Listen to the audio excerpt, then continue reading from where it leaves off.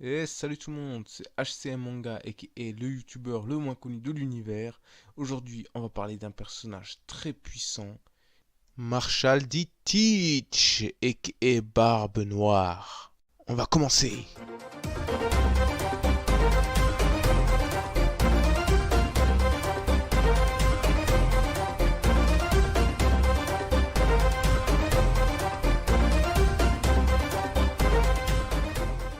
Donc, Barbe Noire, comme je vous l'ai dit auparavant, c'est un personnage très puissant. Et c'est un personnage emblématique du fait qu'il symbolise le véritable personnage de Barbe Noire. Il est l'un des meilleurs personnages en termes de puissance dans One Piece. Et c'est le seul personnage qui a pu manger 2 fruits du démon. Alors, ce personnage, il est rusé et intelligent. Et le pire, c'est qu'il a un très très bon discours. Eh, Ajaya, qui s'en souvient de ce discours? Écoutez. Laissez-moi vous dire que cette nouvelle ère dont il parle, c'est des histoires à dormir debout. Vous croyez vraiment que les pirates n'auront bientôt plus le droit de rêver? Mais qu'est-ce qu'il dit pour lui?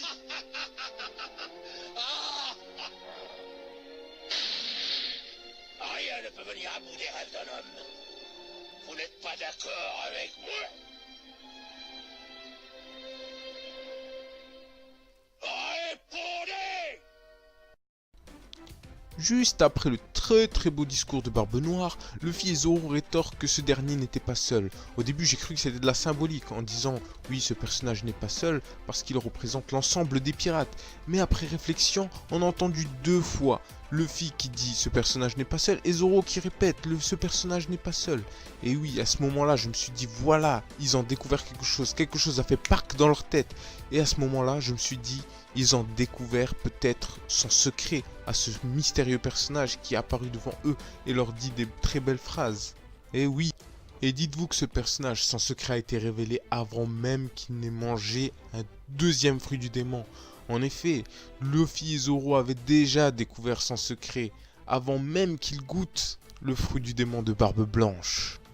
Barbe Noire est en vérité une personne qui a plusieurs personnalités. Je ne parle pas de schizophrénie ou quoi que ce soit, mais réellement, il possède en lui des personnes uniques. C'est pour ça qu'il a pu ingurgiter plusieurs fruits du démon. Revenons maintenant au présent. Dans le scan 925, on a vu Barbe Noire qui a dialogué avec Moria. Moria était venu à la base pour récupérer Absalom, mais l'équipage de Barbe Noire l'avait capturé et lui ont ôté son fruit du démon. Et oui, RIP Absalom, tu as été le méchant drôle dans Thriller Bark, et maintenant tu as disparu. RIP Absalom, RIP, on se souviendra de toi, peut-être. Revenons un petit peu sur Moria, Moria, qui est venu en personne montrer son mécontentement à un empereur. Quel personnage ce Moria, quel personnage! Et dans le scan 925, on voit un Barbe Noire, malgré sa distance lointaine, qui en sait beaucoup sur Luffy et sur la rêverie. On suppose que Barbe Noire s'apprête à aller à la rêverie pour en découdre.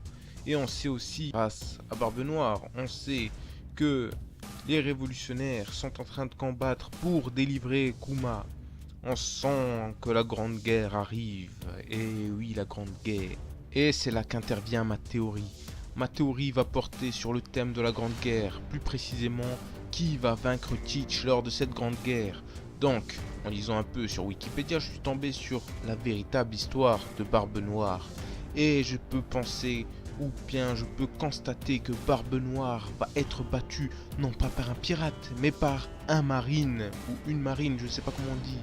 En effet, dans la véritable histoire, Barbe Noire est battue par un lieutenant, Robert Maynard, en 1718. Donc dans le monde de One Piece, je connais qu'un seul personnage, un seul lieutenant qui pourrait vaincre ce pirate. Et ce personnage n'est autre que Kobe.